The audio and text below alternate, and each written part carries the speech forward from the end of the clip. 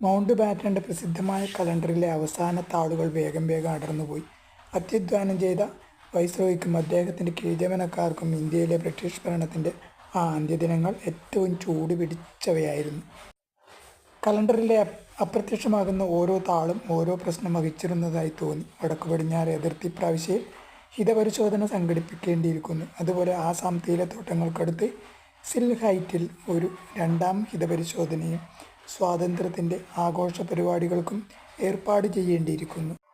British ഭരണത്തിൻ്റെ പഴയ പാരമ്പര്യമനുസരിച്ച് തന്നെ സ്വാതന്ത്ര്യാഘോഷങ്ങൾ ആഡംബരപൂർണമായിരിക്കണമെന്ന് കോൺഗ്രസ് നേതാക്കന്മാർ നിർബന്ധിച്ചു. അവരുടെ രൂക്ഷവും നിഷ്പ്രഭവുമായ സോഷ്യലിസം പിന്നീട് പതുക്കെ വന്നാൽ മതി. ആഗസ്റ്റ് 15 ഇന്ത്യയൊട്ടാകെ കശാപ്പുശാലകൾ അടയ്ക്കേണ്ടതാണെന്ന് കോൺഗ്രസ് കൽപ്പന പുറപ്പെടുവിച്ചു. എല്ലാ സിനിമാശാലകളിലും അന്ന് സൗജന്യ സിനിമാ പ്രദർശനങ്ങൾ നടത്തേണ്ടതാണെന്ന്.